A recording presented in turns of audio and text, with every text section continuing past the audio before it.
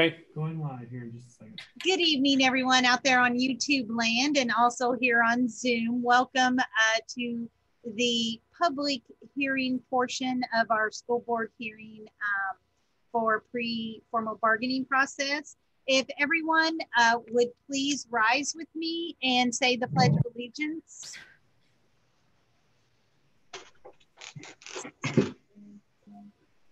I pledge allegiance to the flag of the United States of America, and to the republic for which it stands, one nation, under God, indivisible, and justice for all.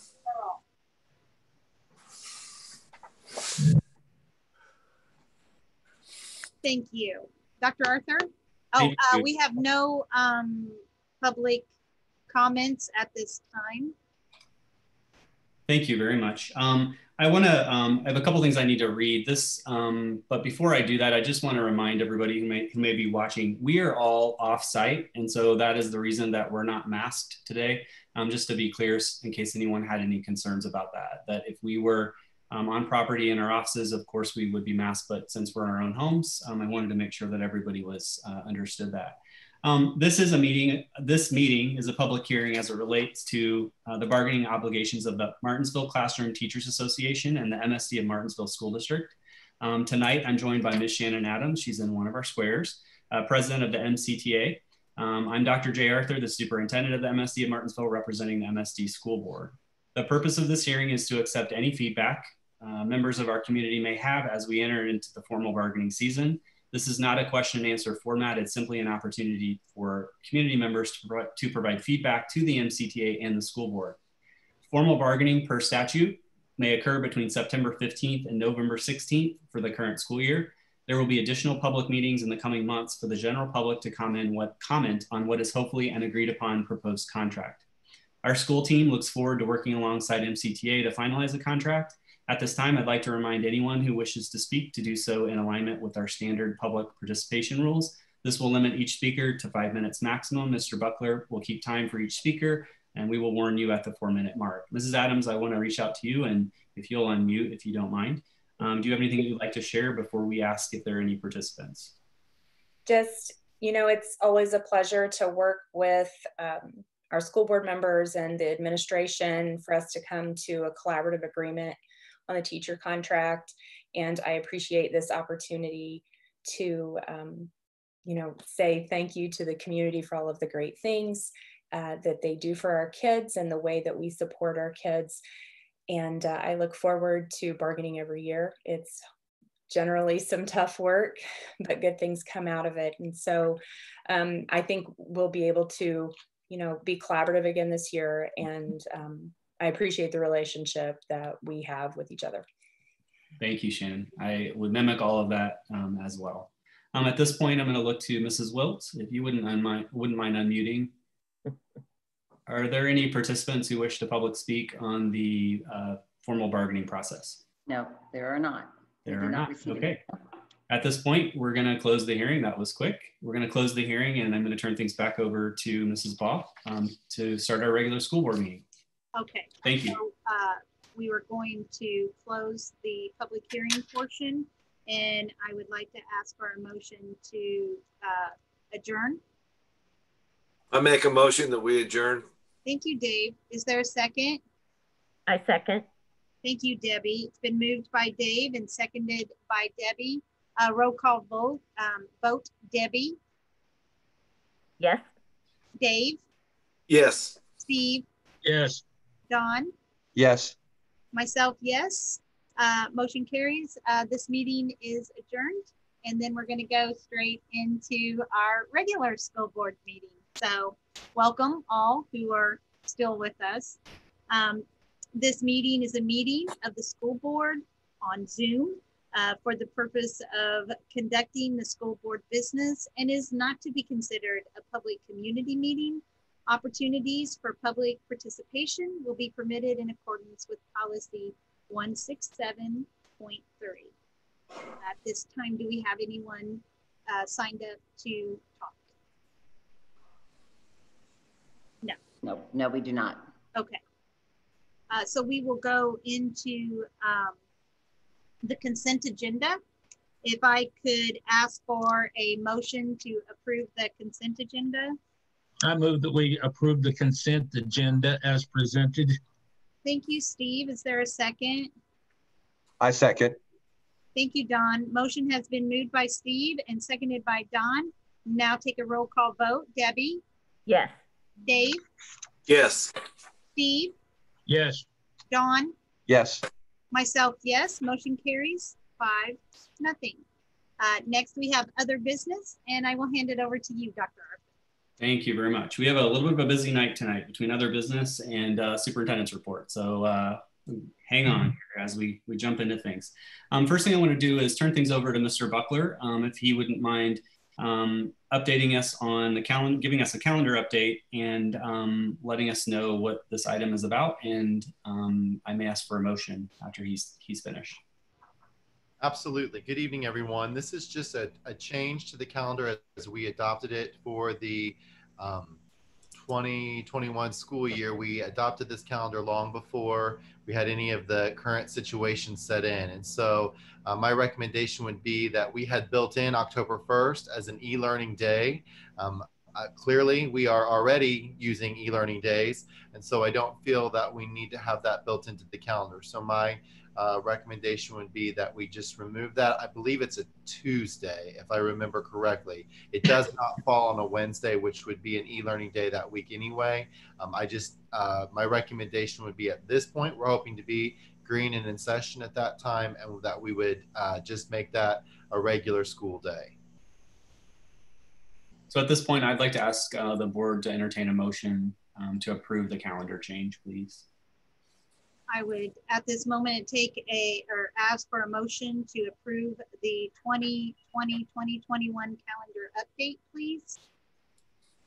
I make a motion that we move forward with the updated calendar in regards to the e-learning days. Thank you, Dave. Is there a second? I second.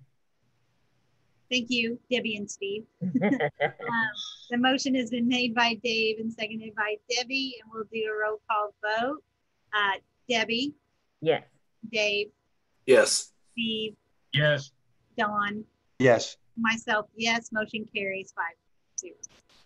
Thank you very much. And I apologize, Mrs. Ball. I think I did a little bit of your job on that last motion. I apologize. I'll slow down a little bit. On the next item, alternative program update, we are going to table until a later date. I'm going to move on to the next item. And actually, I'm going to move on a couple of items down and let Mr. Buckler go again, and then we'll shift to the finance stuff. So Mr. Buckler, would you mind responding to the attendance guidance for the 2021 school year? Absolutely. So as I appreciate everyone's patience. I think that the only thing that we can say is constant in these days is change. And so I just want to give everybody an update for where we're at right now with attendance. It's a little bit different from spring. And what we needed to do is we needed to account for the students each day.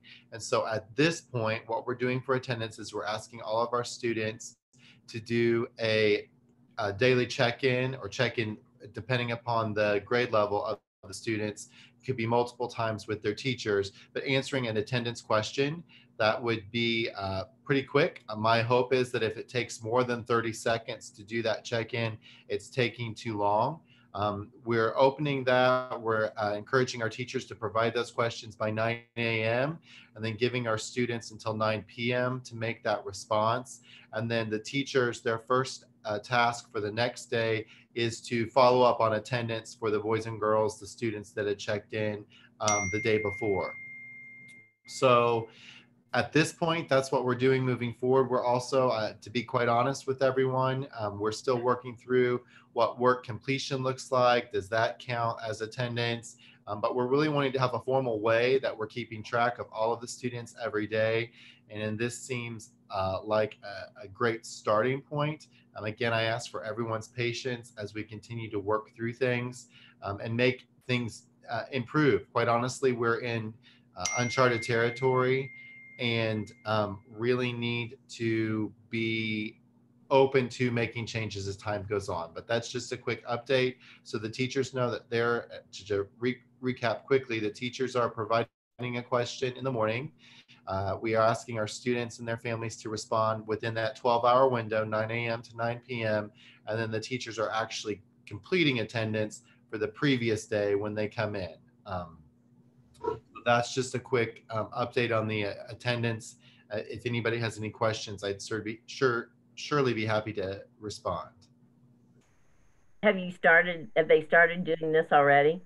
Yes, that should have started on Monday of this week. Last week, the first 3 days were just kind of a get our feet wet, get our devices, get going, and that should have all started on Monday of this week. Absolutely. Are they getting a pretty good response? They feel good about it, or getting used to it, or what? I think that it's slow, and like with everything else, Mrs. Lips, it's been slow and steady. That as time goes on, it's ironing out. I had a conversation with Mr. Wagner from the high school late this afternoon with some suggestions.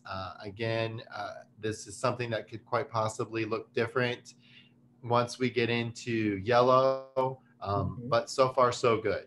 Okay, thank you. That is my question of the day for my boys, is have you answered your attendance question? Very important. I would also just add additionally that we're asking for the board's actual vote and approval tonight of this attendance adjustment, because this is different than our typical attendance policies. The Department of Education has advised that each school district make an official change to their attendance policy for these purposes to get us through this COVID situation. So this is certainly temporary until we're back, and would come back in and out of play. If for some reason down the road the governor were to make another decision to shut schools down, we would go right back to this attendance policy. So it's a temporary request, but we are asking for a vote from the board tonight to approve this approach. Mr. Buckler, did you have something? Yeah, I just want to add quickly, there's a very strong possibility that in September's meeting, I may come back with an updated or a revision.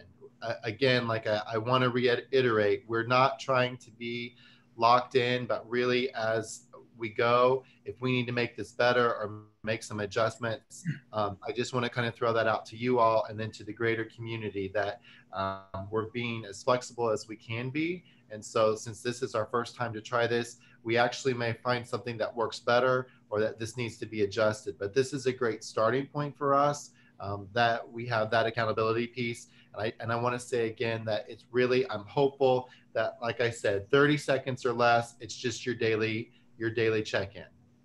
So let me just ask you, if they do, and if they, so do they have to, I didn't check with my boy's computer to see how it was manufactured, but do they have to answer the question before they get their assignment? Or so if they're turning their assignment in, but they didn't answer the question, it's obvious. Right, and that's kind of where we're at. So if students completed the work, but for some reason missed the the attendance check-in, they should still potentially be counted as present. But then to cycle back, I feel relatively strongly that we need to have some sort of standard expectation for everyone, so that if down the road the department or someone else says, how are you accounting for the attendance for the students? You know, we can say confidently as a school district that we expected every student to complete these questions daily. Because quite honestly, the assignments might have more time to be completed. And so there might be an assignment provided, let's say this morning, that maybe is not due until sometime next week. We still want that verification or that engagement that they've locked in today. We're very hopeful that the students are participating in their 5 or 6 hours of learning every day, depending upon the grade level. But we also want to acknowledge that for some families that might look different. And so for family A, that might be very much during the traditional school day, but for family B, they may not be able to start their online learning until 3:30, and then they're working in the evenings. So that's why we just wanted to have that time frame for the questions, but not specifically for the assignments that the students are getting. That makes sense. Thank you. Can you give us an update in September about how the attendance has gone? You know, what percentage is doing the e-learning, and let us know how that is going. And I think that it will be really important that maybe part of what I do as we move forward through this this year is really kind of give an instructional overall update on what the engagement looks like, what the attendance looks like, what we're finding that are some strengths and some weaknesses or some areas for improvement as we move forward. I think That'd be great. It's so important to just, and I can't say this enough or emphasize this enough, that you cannot do school as normal in an online environment. And so everything is going to look different. I am extremely proud of how hard all of the teachers and staff are working collaboratively. We're asking groups of people to work together in ways that has never been the expectation before. But I think that's really going to be helpful to our families, that there's some consistency. So what's going on in second grade at Smith is very similar to what's going on at second grade, for example, in Green Township. Or I think great examples of this have come from the intermediate and the middle school as far as what they're doing with collaboration, so that we're hoping that when families are doing this online learning, it's not, I've got to learn a little bit of this, and then I've got to learn a little bit of this, and a little bit of this, that there's some more consistency and continuity between the buildings and the grade levels. Thank you. I appreciate that. Okay. So I would like to ask for a motion to approve the attendance guidance for the school year. I make a motion to approve the attendance guidance for 2020-2021 school year. Thank you, Steve. I'll second. Oh, thank you, Steve. This motion has been made by Debbie and seconded by Steve, and my sincere apologies. I forgot to ask about discussion earlier, so my apologies. Is there any discussion? We will now do the roll call vote. Debbie? Yes. Dave?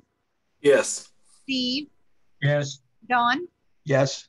Myself, yes. Motion carries 5-0. Thank you very much.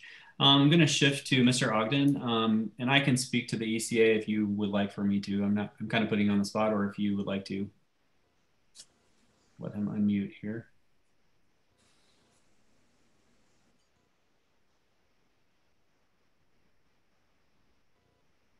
I think he's Go ahead.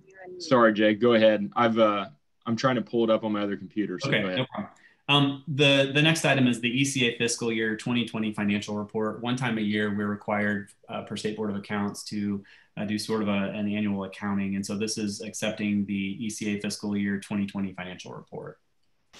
At this time, I'd like to ask a motion to accept the ECA fiscal year 2020 financial report, please. I make a motion. Go ahead, Don. Go ahead, Don. I move that we accept the ECA fiscal year 2020 financial report as presented. Thank you, Don. Is there a second? I'll second. Thank you. It's been moved by Don and seconded by Dave. Is there any discussion? We will take a roll call vote. Debbie? Yes. Dave? Yes. Steve? Yes. Don? Yes. And myself, yes. Motion carries 5-0. Thank you very much. Next item is permission to advertise the 2021 budget. As Mr. Ogden mentioned earlier, this is one of the first steps of the budget process, which is many months to come. But what this allows us to do is you're in essence, as a board, giving us permission to go ahead and advertise things as we move forward so that we don't have to have additional meetings throughout this process. At this time, I'd like to ask for a motion to approve to advertise the 2021 budget, please. I make a motion that we approve to advertise the 2021 budget. Thank you, Dave. Is there a second? I'll second. Thank you, Steve. Motion has been made by Dave and seconded by Steve. Is there any discussion? We will now take a roll call vote. Debbie? Yes. Dave? Yes. Steve? Yes. Don? Yes. Myself, yes. Motion carries 5-0. Thank you very much. On to the exciting stuff. That's always my favorite part. Never get tired of this. Donations from our wonderful community that takes such good care of us and our athletic programs, our academic programs, all those pieces. We couldn't do these things without their support. So the first one I want to mention is Keller's Office Supply to donate $800 to Martinsville High School athletics.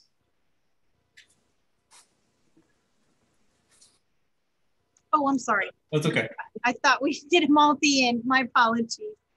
We could do one. We can actually do, if you'd like to do them all in one clump, we can. If you want to do. If everybody's okay, can we just do that in one clump? Yeah. The world just loves to hear from me, but we can do one acceptance for all the donations. Okay, thank you. No problem. The next one is donations in memory of Jimmy Burley for $2,960 to MHS Athletics. 1,000 of that is earmarked for the MHS track team, and 1,960 of that is earmarked for the Martinsville High School General Athletic Fund. And we want to thank the family and all the folks who donated in Jimmy's memory. We very much appreciate that, and I know the athletics program appreciates that as well. I'd also like to mention additional donations in memory of Ken Roden, $1,450 to the Martinsville High School General Athletic Fund. Again, I want to thank that family as well and all the folks who continue to donate in his name. Final item in terms of donations, a donation to the Special Services Department from Monty Mace Insurance and Financial Services for $500. Again, those corporate partners are super helpful to us, and we really appreciate that, Mr. Mace, for your support of our school district. So at this time, I would ask the school board to consider a motion for these items. At this time, I'd like to ask for a motion to approve the donations, please. I move that we accept the donations from Keller's Office Supply in memory of Jimmy Burley, Kenny Roden, and the donation to the Special Services from Monty Mace. Thank you, Don. Is there a second? I'll second. I'm going to give that one to Steve. Thank you. Motion was made by Don and seconded by Steve. Steve, is there any discussion? I just go along with Dr. Arthur. A wonderful community we live in. Yes, a couple of the donations are due to deaths of longtime people here in our community, but what a great community and way they support our children. Yes, thank you very much. Is there any other discussion? We'll now take a roll call vote. Debbie? Yes. Dave? Yes. Steve? Yes. Don? Yes. Myself? Yes. Motion carries 5-0. Thank you. Superintendent's comments? Yes, we are on to superintendent comments. Okay. I have a number of items I want to talk about tonight. First thing I want to mention is for anyone who is not on our email list for the school system. So perhaps you're a member of the community, but you don't have children in the district and you happen to have stumbled upon our YouTube link tonight and are watching. We would encourage you to go to the memo or the letter that was posted, I believe this morning on our website, an email that I sent out to our staff and our students' families regarding a number of questions that are coming up. Some of those things I'm going to cover again, just to make sure that folks hear them, but that goes into much more detail on some of the questions that are arising in the community that we want to make sure that people have the correct information and not just information that is sort of stirring. So again, I would ask that take a look at our website and check out that information as you have a moment. One of the questions that has come up a couple of different times is, how did we come up with a decision when we were talking about green several weeks before school started to a complete shift to red? And how did I make that decision as a superintendent? Going back to when I did the video and Mr. Buckler was part of a video and some information we put out to the community, I made reference to the fact that numbers were rising and spread was increasing. That was accurate. We were hitting days that were in the thousands across the state, but I also mentioned during that meeting or during different communications I put out that we also have to look regionally. We have to look at not just that state number, because perhaps those state numbers are higher because of different parts of the state, not necessarily impacting our area. So we need to look at things that are more than just the state number or the county number. At the time, the county number was still relatively low and was still sort of staying in the spot that we had probably hoped that it would stay in. But I would mention in the last couple of weeks has gone up, I feel, substantially for the size of our county. With all of that put to the side, I've had a number of questions from people questioning, well, if the county numbers were not up at the week before school started, why would you go from green to red. That seems drastic. And so I want to make sure that I explain tonight that there are multiple variables that I have to look at for our school district to open. And at that time, I want to mention that about a week before school started, well, we have had, as I reported in my email to our community, we've had no positive cases in our districts from students, staff, people that are here. We have had positive cases by family members that impact those people. So the week before school, we potentially, on one particular day, I had 12 individuals that I had to tell had to stay home. And so I know that doesn't seem like a lot, but if there are 12 individuals, meaning staff that are in one location, or even 6 individuals in one location, or whatever that number might be, those things impact our operations and how we can open. So looking at that, looking at the spread increasing across the state, looking at Morgan County's numbers going up a little bit and anticipating that we were going to have an issue, those were some of the variables among some others that went into my decision-making to decide to go from green to red. By no means at any point were any of my decisions revolved around making anything difficult for anybody on purpose. That is certainly not the reason, but I do have an obligation and I feel a responsibility to ensure that I'm keeping everyone's children safe as well as our staff as safe as possible, and that we have precautionary things in place and that we're doing the things that we need to. I mentioned during several meetings as well that we've been working on this plan since March. And so a lot of people have had their hands on this plan, a lot of different medical professionals, our teachers multiple times, or our teachers association, I should say multiple times, our board, our principals, our directors, our nurses, a large number of people. And so we've had a lot of eyes on it, and we've built what I believe is a solid plan, and I still stand behind that plan. But when we rolled that plan out, we mentioned to everyone that there are 3 options to that plan: green, yellow, and red. And depending upon where we find ourselves at different times throughout the year, we may have to shift from one color to the other. I regretted having to make that decision right before school. Believe me, it was not fun, and I knew that it was going to create issues for us, but I also felt like we were not prepared or positioned to start at the time in which we were scheduled to start. One additional piece I've heard from a couple of community members: well, you've had all summer to get ready. I wish it were that easy. The rules are changing on a daily basis. The expectations are changing on a daily basis. And so we've had to react to those things just as all other school districts have. But as I put in my communication to this morning to everyone, or last night to our teachers, I did not feel like it was a good thing to put our students in a position in which they were an experiment. And I'm not implying that other districts did that, but for where we were with our numbers and my concern about people already being out a week before we started the school year, it just didn't make sense to me. I did not feel like our staff were where they needed to be in terms of understanding the expectations of our new cleaning protocols and the things that we needed to do to keep people safe. We have done an extensive amount of training in the last couple of weeks since teachers have been back, the last week and a half.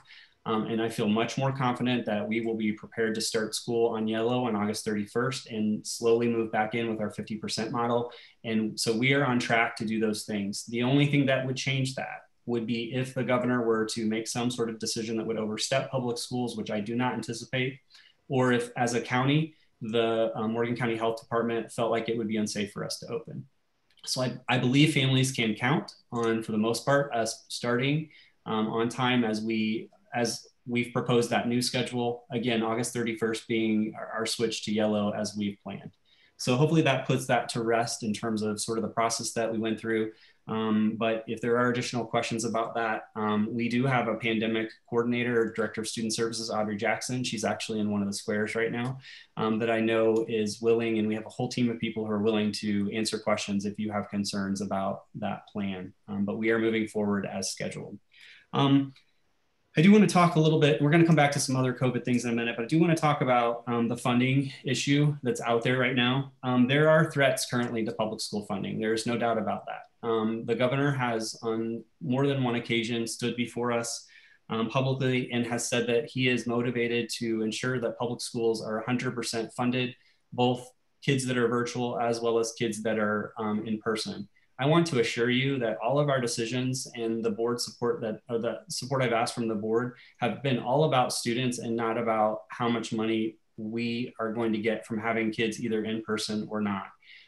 We're going to continue to make decisions based upon what's safe for our kids. And if that means we end up in a space that we have to dip into other funds to continue to move this year forward, it is a pandemic. Hopefully this never happens again in any of our lifetimes.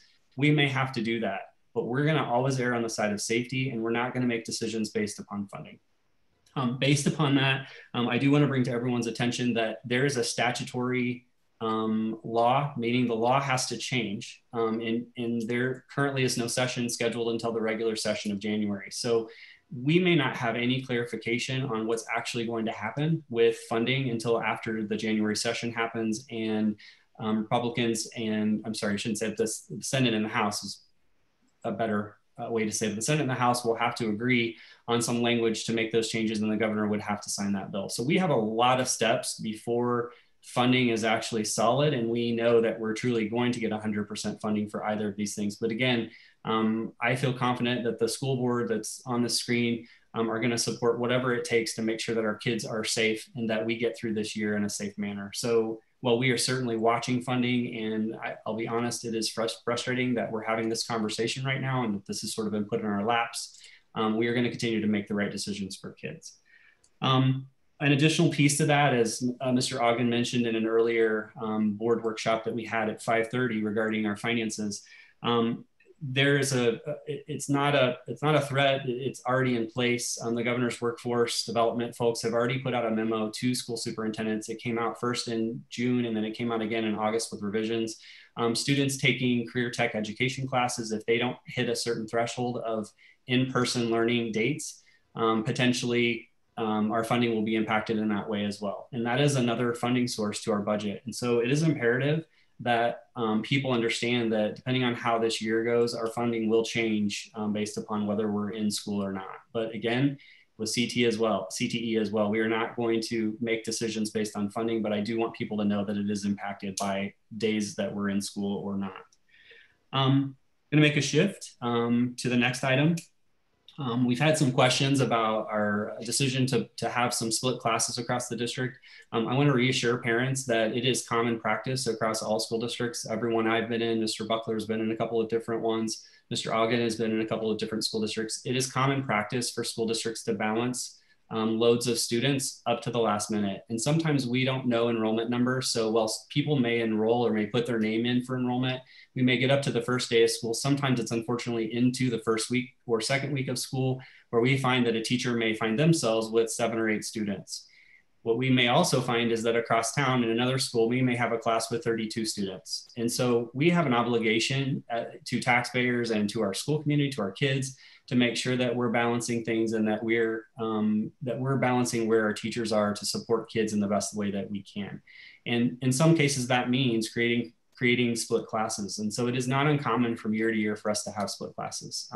This year is no different. And so I want to make sure that folks understand that as we go into future years, there are last minute decisions that get made, unfortunately, and usually those decisions impact a class or 2. And we need to do probably a better job of ensuring that we're communicating well about those changes. And unfortunately, I believe that we may have missed a little bit of a step on that this year, but we will do better moving forward to make sure that our families are informed appropriately when we need to make those tough decisions. Donations. Another thing that's come up a couple of times in the last week is we know that there are organizations that wish to help teachers with supplies and those kinds of things. In my memo that went out to both teachers and to families last night and this morning, I believe I cleared this up in explaining that there are rules, there are financial rules with the State Board of Accounts in terms of teachers or any staff member receiving any kind of gift, as well as any sort of donation. And there's a process that those things have to go through. And so we are not allowed to just openly accept large groups of items per se. As a school district, we have to go through an official process to do that. It doesn't mean that we can't. We just have to work together to make that happen and to follow the rules that are required by the State Board of Accounts. And so I know that there are individuals out there that would like to make donations or would like to support our teachers. We're all about you supporting our teachers as well. But I also want to share that we have more than one time made sure that both NCTA as well as our principals are aware that there are supply funds available for our teachers this year. And particularly, there always are supply funds available. Mr. Ogden spoke to that in his budget workshop earlier at 5:30. So we already budget normally for teachers to have some funding for their classroom. I will admit as a teacher, not the most, but it's money to help supply their classroom. And so in addition, this year, what we have done is we've set aside CARES money. And I've mentioned that in a couple of board meetings. I've mentioned that in meetings with our principals, again, with MCTA, that we have dollars to fund the things that our teachers need. There's a process by which they need to work through to make those requests with their principal. And so we have this week re-encouraged our teachers to reach out to their principals if there are things that they don't have, so that those supply dollars can be used for the right reasons. So again, that all ties back to that donation piece. I want to make sure that our community knows that we are very appreciative of any donations they might wish to make, but we are also very appreciative of all of our taxpayers who pay their taxes, and that money goes into these accounts to pay for these supplies already. So I really struggle with our community feeling the need to donate on top of what they've already paid in taxes if that's not something that they feel they want to do. Again, we have the dollars to support our teachers. But again, I also understand there are people in the community that really would like to donate and help. Again, we just need to work through that process, and we're happy to do so to meet those State Board of Accounts requirements. Fieldhouse, we've had, just as we did with Brooklyn, we started the Brooklyn project, we had a little bit of a bump with that particular project where after the plans were designed and they were ready to break ground, one of the final permitting steps, we found out that Brooklyn was in a floodplain. You all may remember that. That was several months back. We had to go back to the drawing board. They had to redesign the entire building to move it, I don't know, 50, 60 feet in one direction, which doesn't seem like a lot, but it was several more months of changing things and re-permitting. We have a similar issue with the high school field house. And so there was a little bit of a delay once they started the foundation process. And they did the original core sampling. They thought they knew exactly where particular soft spots were in the ground in that area.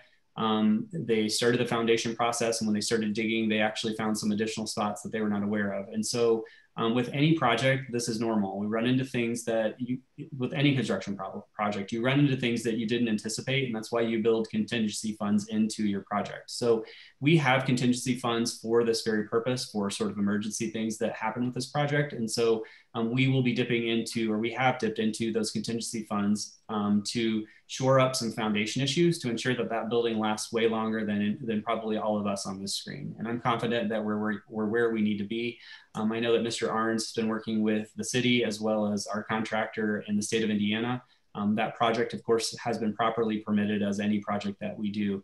But again, until you actually start digging, sometimes you don't know what's there in every single spot. And so I'm encouraged that we're over that hump and we're moving forward as they've shored up those foundational issues and the building can start to go up. So it'll be exciting to start seeing some concrete walls go up and some steel girders, and that building will be will look more like a building here before we know it. So I want to make sure that everybody understands that.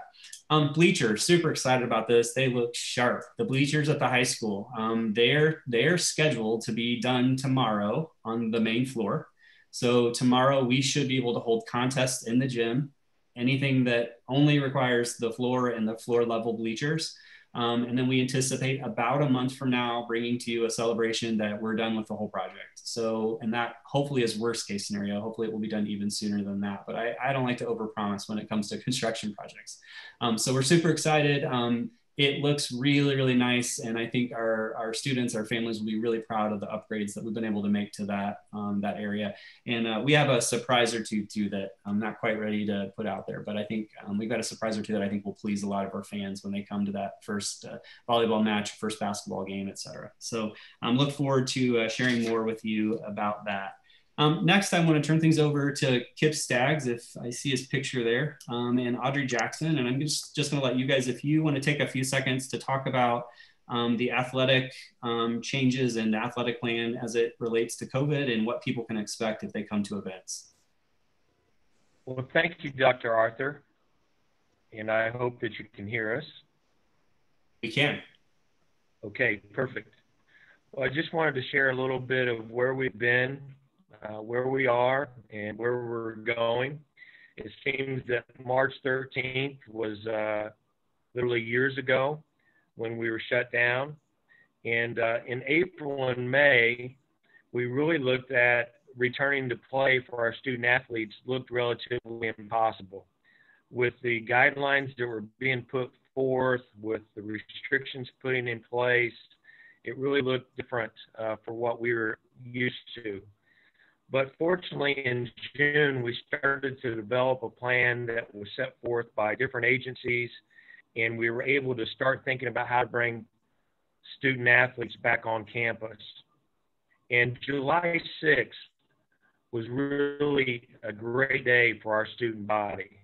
We were able to bring student athletes, we were able to bring coaches back on campus, and it was really a great day of celebration, because on that day, we started to see those relationships start to come back out. We started to see students start to have that social interaction.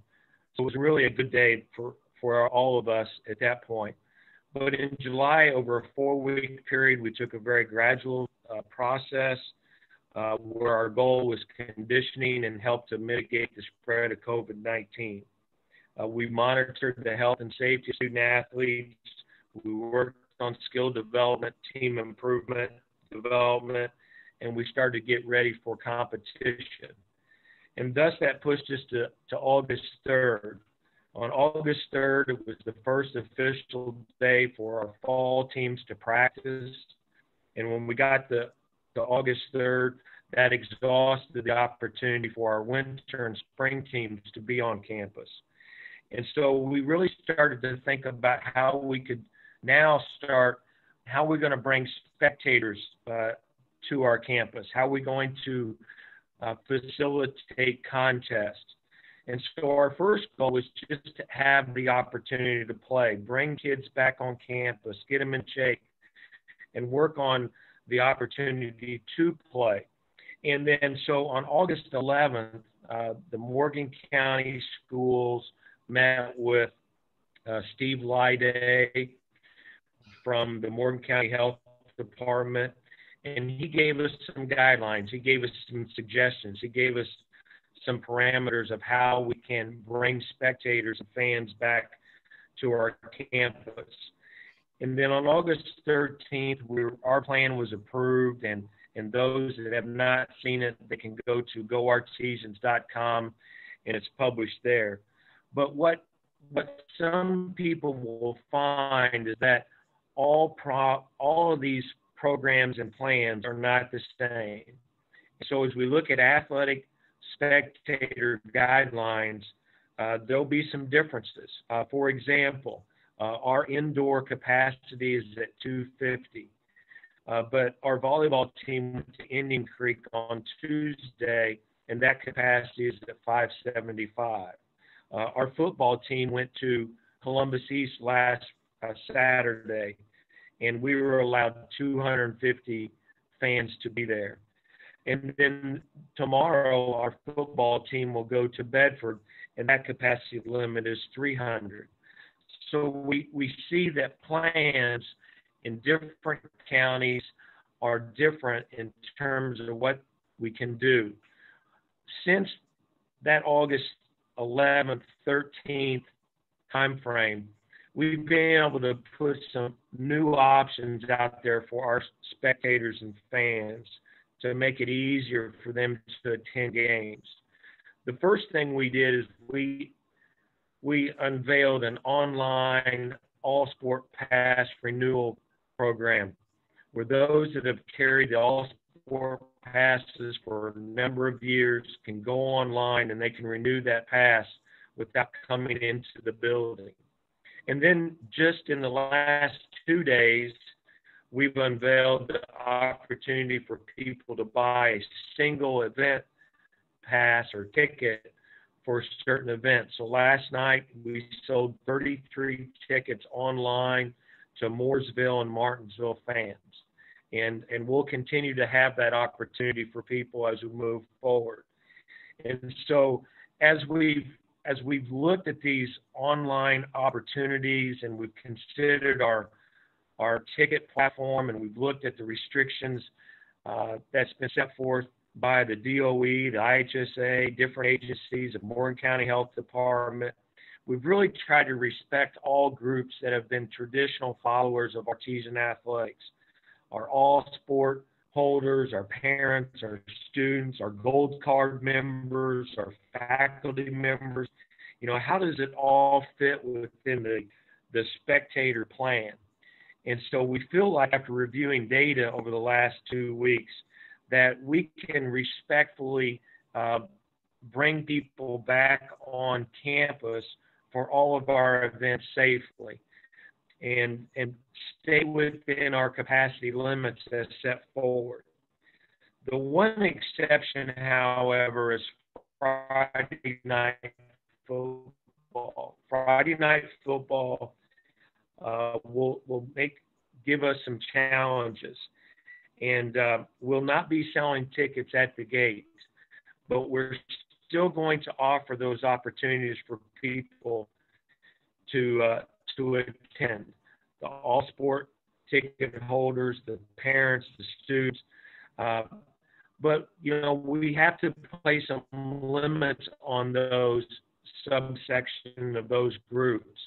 And so, for example, like gold cards, we have over 600 people in our community that have a gold card. We have several hundred people that have faculty passes.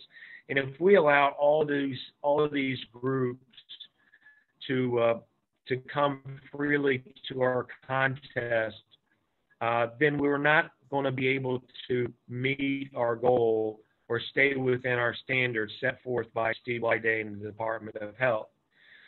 So we have to put some limits with what we have there. And so with the combination of all sport passes, the general admission, we feel like with some of the limitations that we'll be able to meet some of those traditions from the past. And we'll continue to put information out there to people about how to attend contests and how to obtain tickets. And it's really important because this is changing daily for us. This is changing on a regular basis. And so we ask our patrons to watch us on goartesians.com. We ask for them to also follow us on Artesian Nation on our Twitter account as we unveil more and more information. Tomorrow, we will unveil some information about our gold card members, of how they can attend football games. We're going to unveil some information tomorrow with our faculty members about how they can attend football games. But we definitely want to protect the families of those that are going to attend football games. We want to protect our students to a certain degree. We want to make sure that we respect the all sport pass. We've had people that have carried those all sport passes for 40, 50 years, if you will.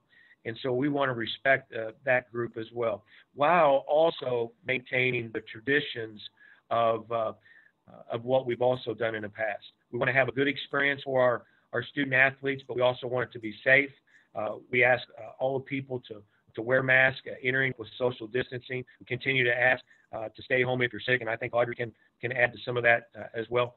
But we've really, really worked hard, and we're very blessed. And I think that cannot be emphasized enough, that how thankful and how blessed we are. There are 38 high schools tomorrow in scenarios, and we have to continue to be diligent of how we go about our work. We have to continue to be diligent about how we can keep our facilities safe. We have to be diligent about how we can keep our spectators safe and allowing the opportunity to play. We are blessed to this point, but we're also prepared to make some tough decisions if we have to. And at this time, I'll ask Audrey to share any details that she feels is relevant. Thanks, Kip. And I just want to, really kind of, give a shout out to Kip and also to Fred Petriff at John R. Wooden. They have done a phenomenal job of bringing our student athletes back and making sure that they're safe and following all those protocols and, working and putting this plan together. And just to reiterate, Kip said, a lot of, my goal starting this was that we play all of our competitions we need to, and that families are able to attend. That was kind of my bare minimum. And I consider everything else as extras. In order for that to happen, though, we really are going to need the support of the community and make sure that they are doing what we need them to do as far as just wearing the mask when they come in, make sure they are social distancing. and following kind of what we ask them to make sure we can move forward with all that stuff. We don't want to be in a situation like some of the sectionals were last spring or last winter in the basketball sectionals and have something horrible happen. And that's kind of what I go to. But I also know that sports are incredibly important to this community, and even more important to our student athletes. And so just you kind of ask everybody to make sure we're doing our part in supporting the programs. And just kind of reiterating what Kip said, if you're not feeling well, we are with the support of Eric Meyer and the MHS Rewind program, we are able to show all that stuff. So shout out to him as well. Thank you both. You both were a little bit choppy, but I think we got the general message that both of you were sharing. So thank you both for speaking to those things. We know that we have some challenges potentially ahead of us, but if everyone does their part, then hopefully we can have our full seasons and we can get to sectionals and all those kinds of things without too many issues here. Again, thank you both. Just a quick question. Yeah. Kip, tomorrow the gold card information is coming out. And did you say, or you might have and I missed it, is it going out by email on the Artesian Nation? Where will people see that information that's coming out? Michelle, we will release all that information through goartesians.com, our website. All of our press releases go through that. And then we hope to release some information through email as well. I believe that we have an email list of Gold Card members, but it's an extensive list. The quickest way to get the information out is through the website.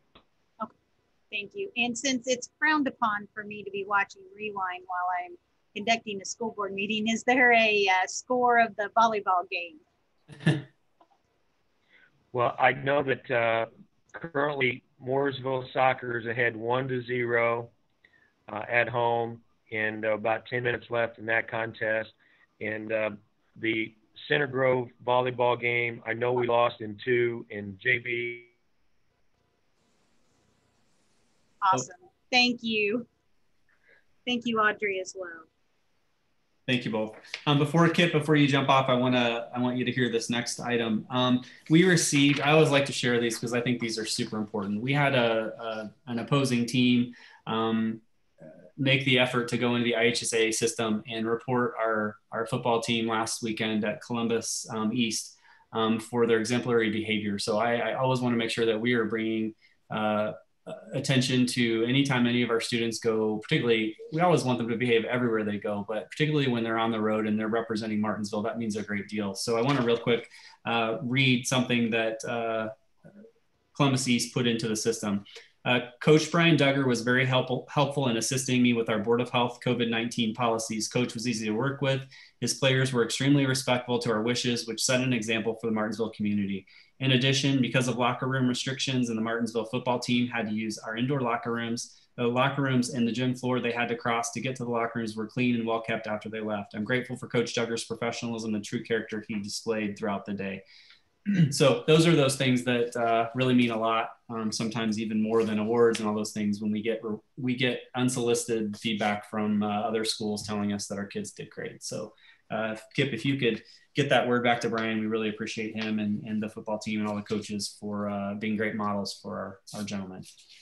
And also thank you, because I know sports, as I'm there myself. I mean, sports has been a phenomenal role the beginning of the year. These kids want to play and the parents want to watch them play and the family members want to watch. So I think we're all motivated by those kiddos. But I think we've had a tremendous start to our athletics. So thank you, yes, to Kip and Audrey and Fred Petra. So thank you. Kip and Audrey, you're welcome to stay on if you wish, but we appreciate both of you and thank you for being on with us.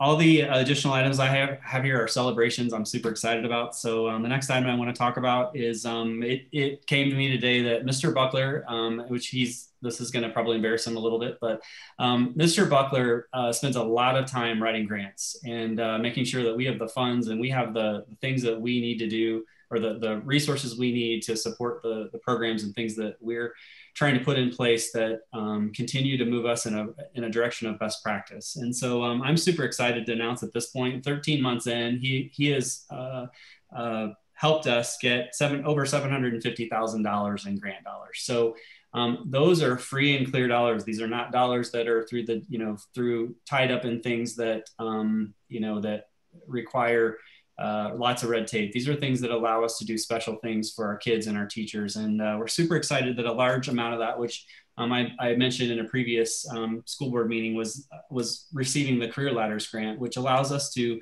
put a lot of money and effort behind our teachers, helping them to improve instruction, as well as behind our leaders and making both our teachers leaders, as well as improving our leadership skills as district leaders, our principals, our directors, ourselves as superintendents. So I'm super excited that he's been able to help bring those things already in such a short time, and we look forward to hundreds of thousands more. So thank you, Mr. Buckler. That came up today, and I thought, that's something that's worthy of bringing up. I also want to mention, as I'm sure you saw in the press releases, I had the pleasure this week of announcing the three of the years, support staff, teacher, and administrator. So support staff of the year, Julie Hoppel at J.R. Wooden. So she goes above and beyond in every single thing she does for us. And so I can't think of a better person to receive that first award of support staff of the year. So this is something new that we're doing. Teacher of the year, which was actually for the 1920 school year, since the state didn't have a teacher of the year program, we decided to go ahead and honor one anyway.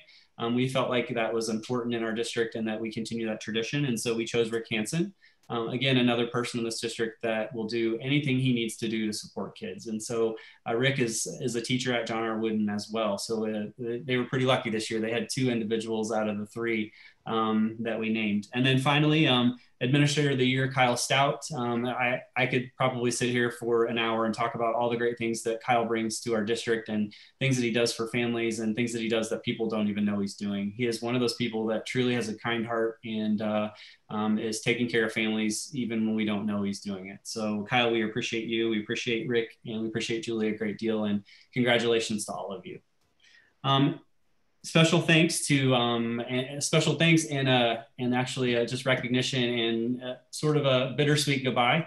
Michael Reinheimer, who has been working for WCBK, I believe he came about the same time I came to the district, is going back to South Bend to move into the next steps of his career and wherever that takes him. And I just want to make sure that I publicly recognize him and just offer my appreciation for all that he's done for our community, his fair reporting, and the number of times that, he's asked me some tough questions in the last 13 months and has always very fairly represented the school district. And I very much appreciate that. And I appreciate Michael for all that you've done for us. So thank you for bringing positive light to all the great things that our kids do and our staff do. And we wish you the best of luck as you move on to your next endeavors. And we all hope that you'll stay in touch with us. Final item, it's just a program kind of thing that I want to throw out there. We're working on what I would equate sort of a kudos program. I'm not sure that's where we're going to land in terms of what we call it, but we have a website that we're just about ready to launch, or a webpage we're about ready to launch, which allows community members, teachers, anyone who has internet access to go onto our website and nominate somebody for a kudos or for recognition by the superintendent and the school board. And so we will have more details on that as we move forward, but we have some amazing people that work in this district. And I think a lot of times, they might get somebody who walks up to them and says, thanks. I think giving them an official recognition and making sure that they hear those comments and other people hear those comments, I think that's an important thing for us to do as a district. So excited in the coming weeks to unroll sort of a kudos program for those staff and for individuals in our school district, whether it be a teacher, a custodian, a school administrator, you name it. Anyone that wants to go on and nominate one of those people, we will certainly recognize those individuals for their hard work. So at this point, that's a lot, but it's all I have. And I appreciate everyone's patience and excited to get the school year started with kids in person here pretty soon. I just want to double check something. So I think this is right, but the 3 that you mentioned, we're going to wait till we're in person and bring them forward and let them be presented, right? Yes, we will hope that they will join us at a future board meeting. That would be great. Awesome. Thank you so much, Dr. Arthur, for all of those updates. And thank you, Mr. Buckler. Go Money. And now we will go into board member comments. We'll start with Debbie. On behalf of the board, I want to say congratulations to Kyle and Rick and Julie. You know, they're amazing people, and to watch the things they do and the love that they have for the kids is amazing. But I also want to say thanks and kudos to every other staff member too, because we've gotten off to a very trying, beginning year, and it's a new way to teach, a new way to lead, new way to do everything. And we just really, really appreciate everything they've done, and they mean an awful lot to us and to the kids. And we appreciate how much they love our kids and all they do. So thank you to those three, and thank you to everybody, and thanks to the admin. You know, you've all been a part of it, and we appreciate it greatly. I also want to thank the Morgan County Library because, whoops, what happened here? I want to thank the Morgan County Library because they have a program where the kids can check out with an e-card to be able to check out books online, and any kind of collaboration we have with people and places in our community, anything we can do and they can do to help the kids, it's greatly appreciated. So we thank you, the Morgan County Library, for all you do, and it's a great thing for our kids to have. Thank you. Thank you, Debbie. Steve? Yes, I would like to extend my thanks and appreciation, and I'm sure that I can speak for the board here, to Mr. Brian Freeze and his tech team for a great rollout of all the Chromebooks and taking care of all the issues that evolved in getting into the e-learning. And I couldn't imagine taking that task upon myself. So thank you to Mr. Freeze again and his crew. Thank you, Steve. Don? Thank you, Michelle. I would like to announce that the Coach Dave Dorsett with the Lady Artesian basketball program is forming a partnership with the Barbara B. Jordan YMCA to offer a Lady Artesian Youth Basketball League for grades 1 through 6. It will run concurrently with the Lady Artesian basketball team. Games will begin the second week in November, and they will run through the second week in February. All the elementary schools and Bell Intermediate School will have information about this program, so you can call there if you want more information, or obviously you can call the YMCA if you want more information. Registration will begin September 8th, and it will run through October 9th. All registration will go through the YMCA. And again, you can register for your child to participate online through the YMCA website, or you can come into the YMCA and register in person. I'd also like to reiterate what Audrey said and acknowledge the administrative teams, the athletic administrative teams at the middle school, at Wood Middle School and Martinsville High School, all the coaches, the players, and the parents for a smooth start to the fall sports season. I know we talked about that here earlier, but I think they deserve special attention here. A great deal of planning, and because of COVID-19, we've gotten off to a very smooth start. And I'm going to cut in here just for a minute, and it's going to prove that Don is very good during board meetings, because I tried to text him an extra announcement, and he is not looking at his phone. So good job, Don. I wanted him to also announce that next week is Senior Week. This is a different time. We're doing it at the beginning, and I think that was great planning. We're going to be acknowledging it. Volleyball, cross country, all the sports, soccer, football. It's all senior night next week. So please wait to look at Kip's email, see how we're going to roll out that attendance. And if you can, please come and support all of our seniors. It's a little early, but I think it's a phenomenal way to honor them and to do it early. So thank you. Dave. Thank you, Michelle. Mr. Buckler, $750,000. That's pretty awesome. You know, 750,000 sounds good, but boy, $750,000 of free money. Thank you.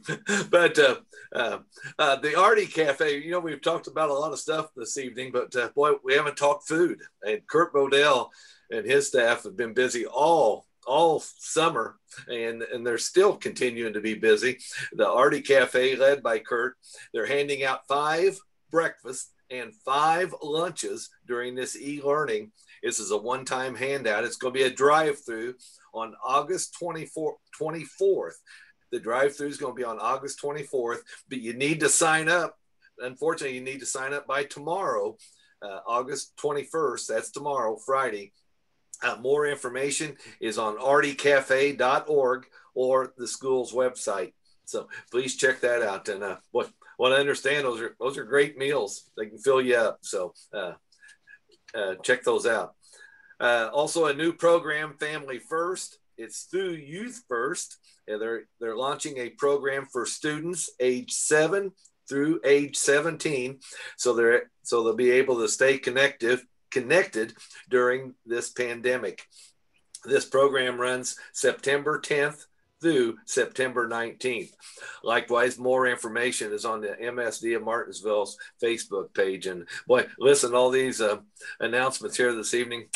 I like to use my, what is it? 1, 2, 3, 4, 5, 6 greatest words I could think of being around Martinsville. It's just great to be an Artesian.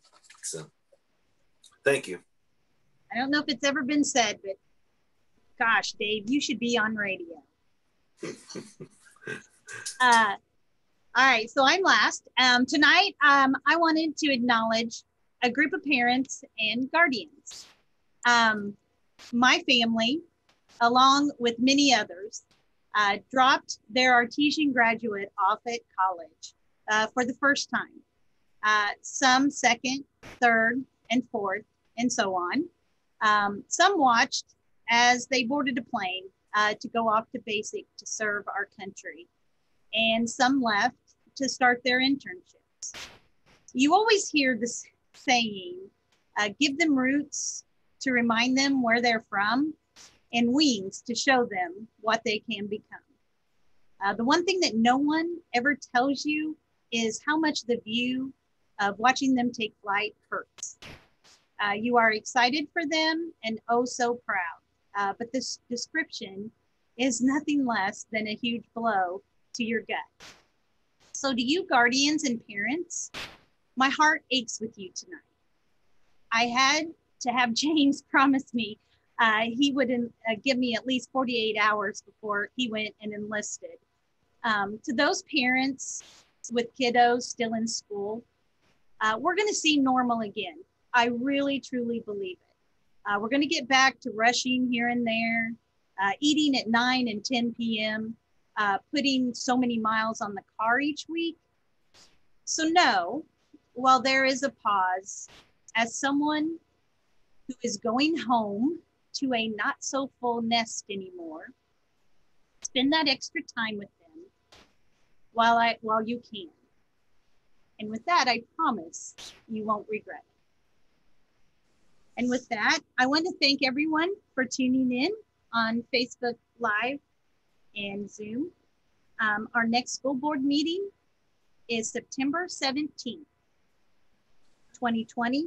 Please watch, as we are fingers crossed, hopefully going to be in person by that time, but we'll make sure we get that out in plenty of time for you. And without further ado, I would like to ask for a motion to adjourn. I move that we adjourn. I make a motion to adjourn. Thank you, Dave. Is there a second? I'll second. Thank you, Steve. Been moved by Dave and seconded by Steve to adjourn. Debbie, or we will take a roll call vote. Debbie? He's muted. Yes. Okay. Thank you. Dave? Yes. Steve? Yes. Dawn? Yes. And myself, yes. Thank you so much, and everyone, please stay well.